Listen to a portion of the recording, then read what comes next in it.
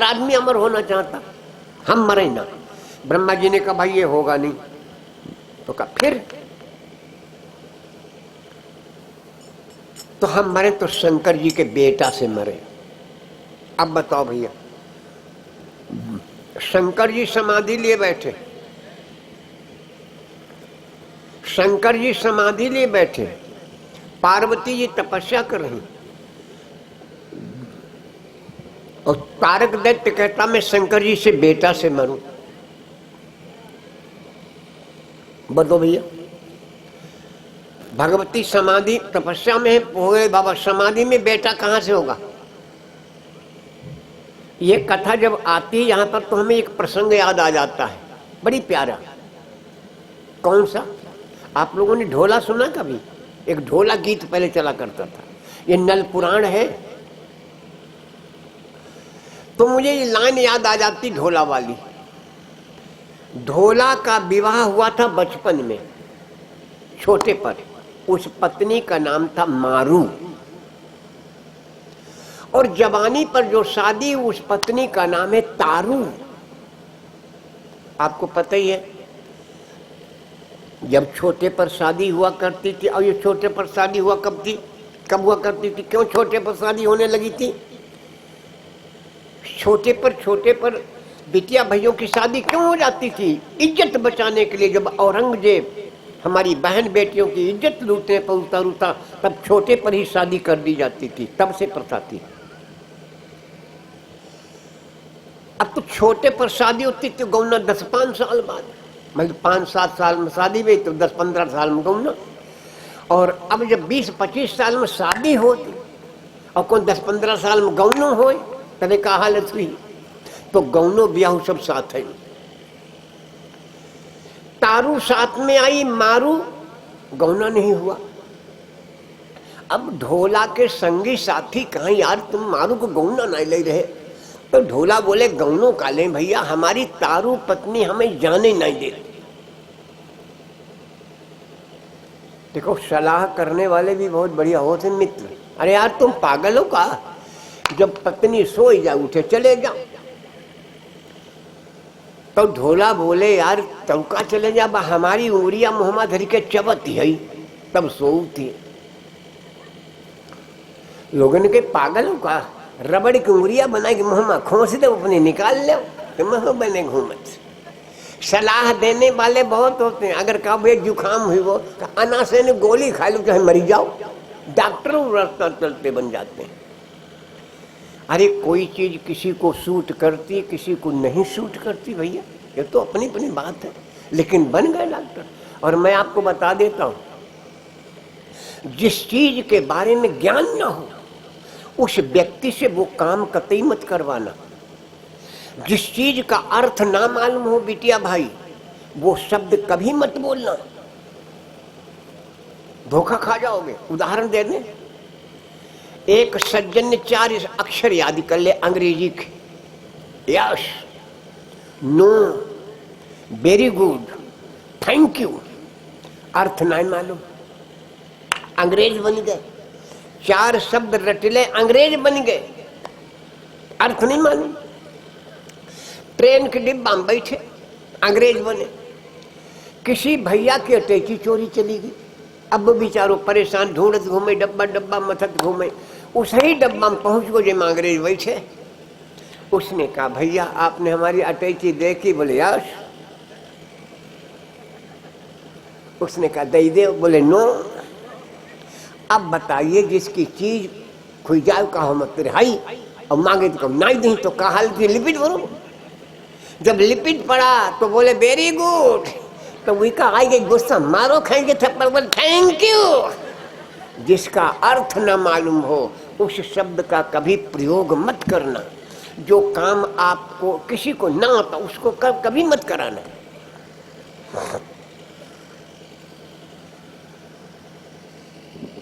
ढोला ने कहा काम करो, यही किया जो साथियों ने बताया। एक ऊंट था, उसका नाम था करहा।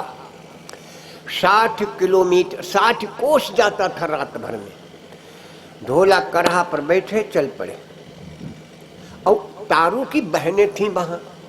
तो तारू ने अपनी बहनों से कहा था, देखो पहली बात तो हम औने नहीं दी तुम्हारे जीजा, और अगर धोखाधड़ी में चले हमें तो गौनो न होन दियो। तो तारू की बहने ने कहा, कम घबराओ ना जीजी, आउन दो, हम गौनो ही नहीं होन दी।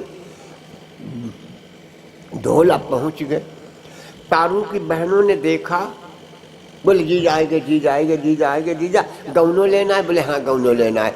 तो तारू की बहनों ने कहा, जीजा अच्छा गौनो लगिए लेकिन खीर खा लो फिर जियो। तो ढोला ने कहा, खीर बनी ही कितनी देर में? तो यह लाइन गाय की लोर सुनाओ तो हम ऐसे बता रहे, खीर कितनी देर में बनेगी? तो तारू की बहनें करें, धान की रैया जीजा लाह लही और मूसर बेल की डांड। समझ मारी? खीर कब बनी?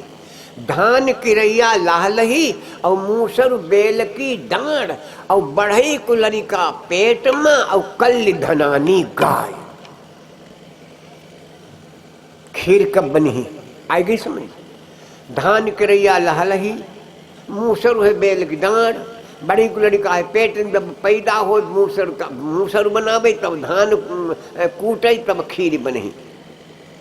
ढोलान का गौनो हुई गौ। ये कथा यहाँ पर जब आती है तो यही प्रसंग ले आती है।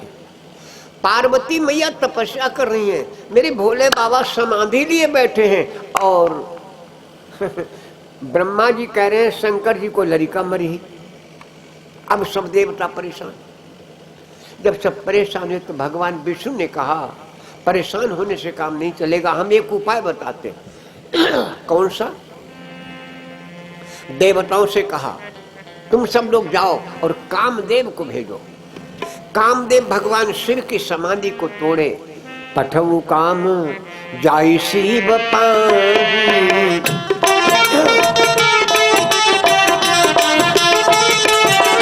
भगवान विष्णु कह रहे देवताओं से, इंद्र से कहा, पठऊ काम जाई शिव पाई, करई क्षोभ शंकर मन मानी।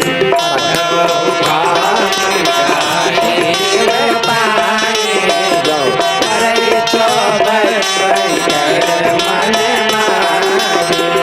पठऊ काम जाई शिव पाई, करई क्षोभ शंकर मन मानी। इंद्र से कहा तुम कामदेव को भेजो, भगवान शिव की समाधि को तोड़े, तब हम जाई शिवई सिरनाई, कर बाबू विवाह बरी आई।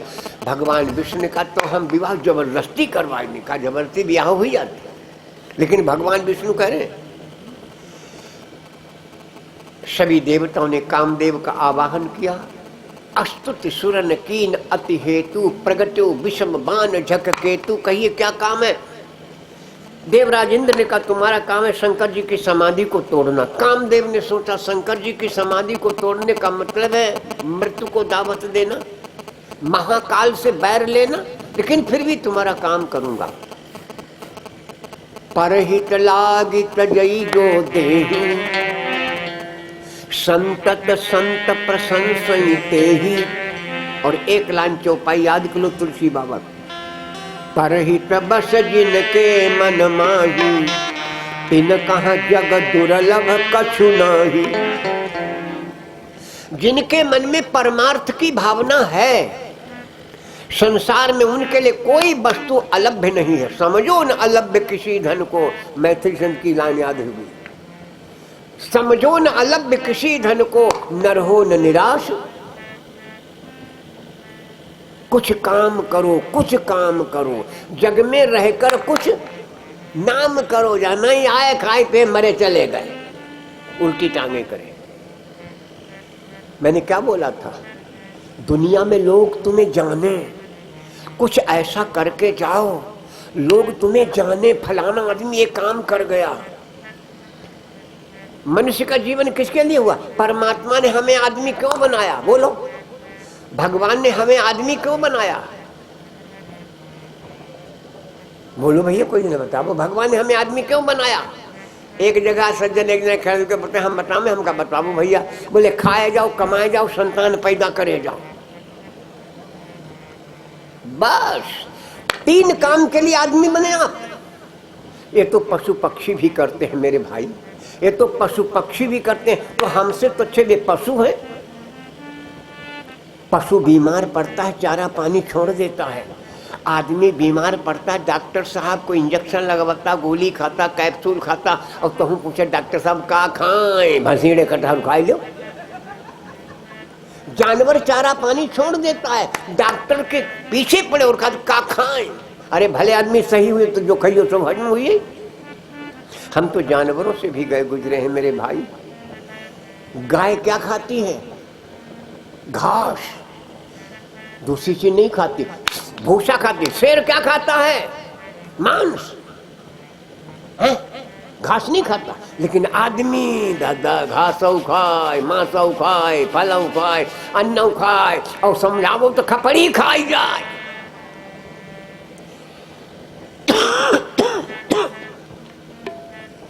वारी आदमी। एक लाइन है, आदमी को अगर आदमी की तरह आदमियत न आए तो वो क्या करे? देने वाले ने सारा जहां दे दिया, पाने वाला न पाए तो वो क्या करे? क्या क्या दिया उसने? अकल दी, शकल दी, दे दिया कुल जहां। अकल दी, मनुष्य बनाया, शकल दी, सिर बनाया, मस्तक बनाया, नाक बनाई, भौं क्या बढ़िया बनाई शकल, मुंह बनाया, ठोड़ी बनाई, गर्दन बनाई, ये लगा दे। इनको का काम जब खुटिया पहले ही गाड़ दे भगवान ने। चश्मा कहाँ धरी हो दादा? वारे परमात्मा तेरी कारी अजब है तेरी कारीगरी रे सरकार, अजब है तेरी कारीगरी रे सरकार, अजब है तेरी कारीगरी रे सरकार, अजब है तेरी कारीगरी रे सरकार, कारीगरी रे सरकार, अजब है तेरी कारीगरी रे सरकार, अजब है तेरी कारीगरी रे सरकार, अजब है तेरी कारीगरी रे सरकार। वारे परमात्मा अकल दी, शकल दी, दे दिया कुल जहां। एक मुख भी दिया जिसमें शीरी जबां, हाथ में दे दिया तेरे कलम की कलम। अब करम ना बनाए तो वो क्या करे? परहित लाग तजे जो देही। जिसके मन में परमार्थ की भावना है मेरे भाई बहनों, उसके लिए संसार में कोई चीज अलभ्य नहीं है।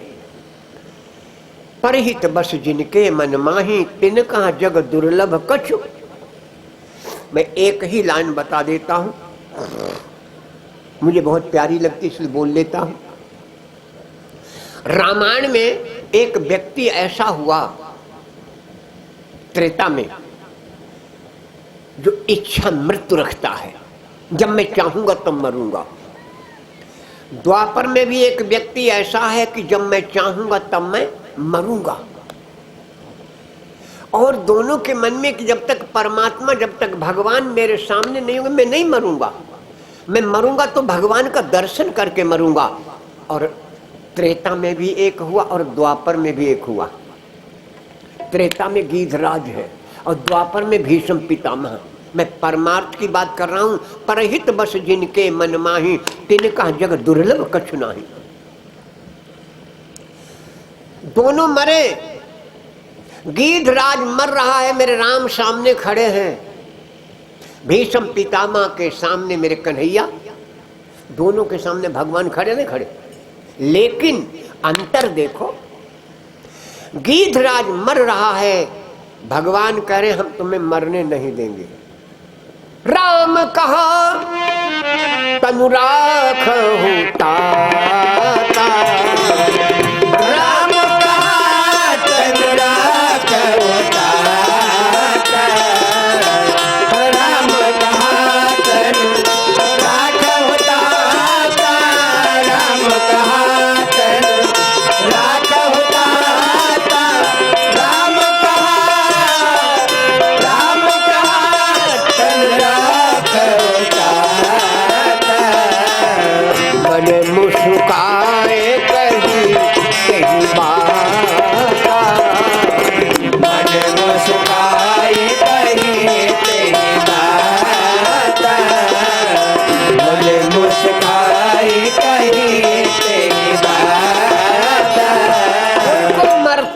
रोता है, कोई कोई मरता है तो हंसता है। वाह, कैसी विधि की विधान है भाई। गीधराज मर रहा है, भगवान कह रहे हम तुम्हें मरने नहीं देंगे। और भीष्म पितामह मर रहे हैं, लेकिन कन्हैया ने एक उदाहरण नहीं कही हम तुम्हें। अगर आप लोगों ने को पढ़ी हो तो हम लोग बताई दो भाई। भगवान कृष्ण ने भीष्म पितामह से कहा हम तुम्हें मरने नहीं देंगे, कहा है कहीं? नहीं कहा। क्यों? क्योंकि गीधराज ने एक नारी की रक्षा के लिए अपने प्राणों की आहुति दे दी, और भीष्म पितामह के सामने एक नारी नंगी की जा रही है, नारी की लाज लूटी जा रही है, बैठे मुठर मुठर। बोलो भैया, मैं बतला रहा था, परहित बस जिनके मन माही, तिनका जग दुर्लभ कछु नाही। भगवान ने गीधराज को मरने से रोका, और गीधराज से कह रहे मांगो। हाँ, भीष्म पितामह से एक बार कन्हैया ने नहीं कहा मांगो, लेकिन गीधराज से भगवान करे। और भगवान गीधराज को गोद में ले बैठे, रो रहे हैं। जल भरी नैन कहत रघुराई। भगवान की आंखों में आंसू, गीधराज को गोद में ले बैठे, बोल कर मांगो।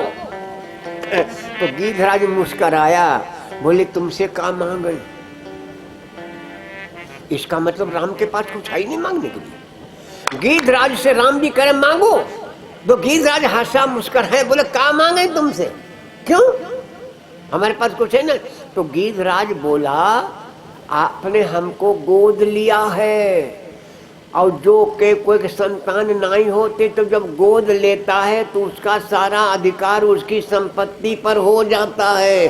तो तुमने हमें गोद लो, तो जो तुम्हारो वो तो हमारो हुई है, गो हम तुम पर काम मांगे।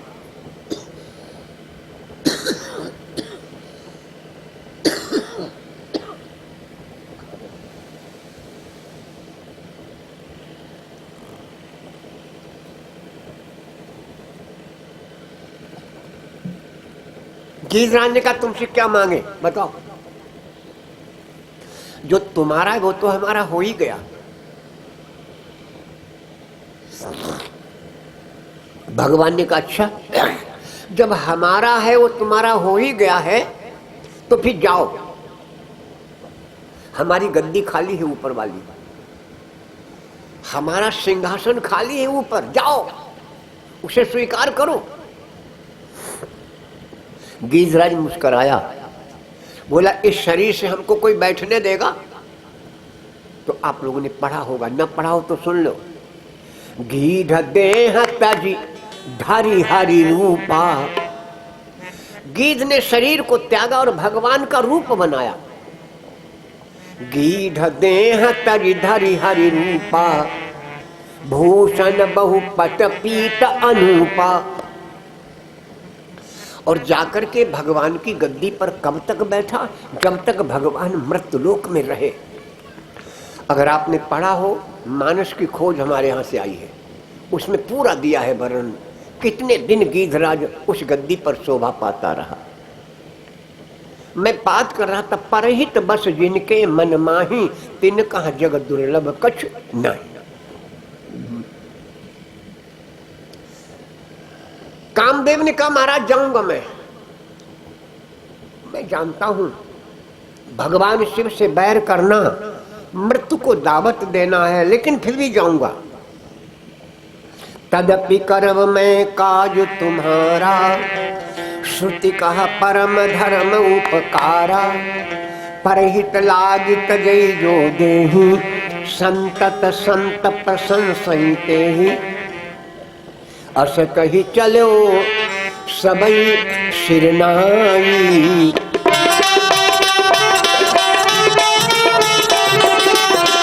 अस कही चलो सबई सिरनाई।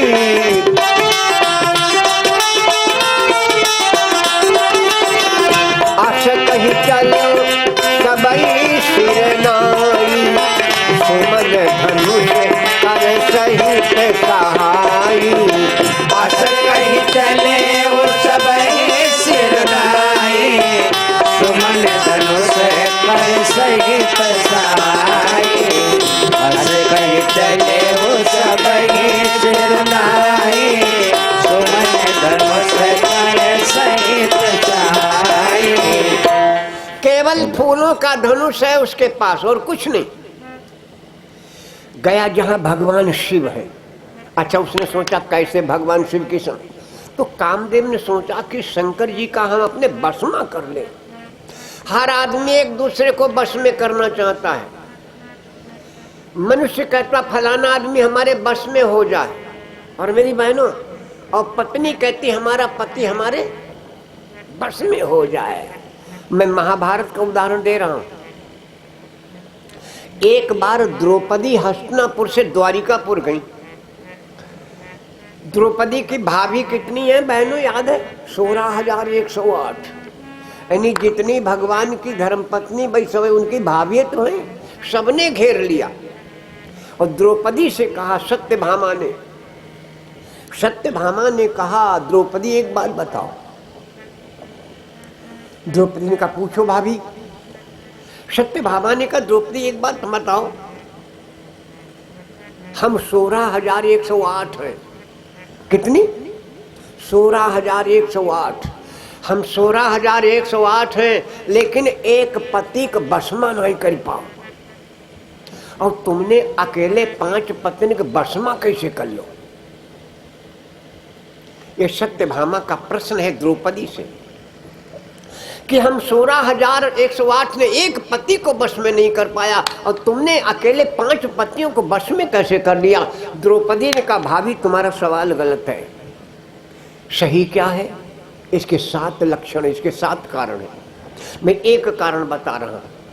आप, द्रौपदी ने कहा, भाभी तुम किसी को बस में मत करो, तुम किसी को बस में मत करो। तुम जिसे बस में करना चाहते हो खुद उसके बस में हो जाओ। तुम जिसको बस में करना चाहते हो खुद उसके बस में हो जाओ, वो खुद ही तुम्हारे बस में हो जाएगा। किसी को बस में मत करो। आज कामदेव ने भगवान शिव को बस में करना चाहा तो क्या किया उसने? हर आदमी का अलग अलग प्रभाव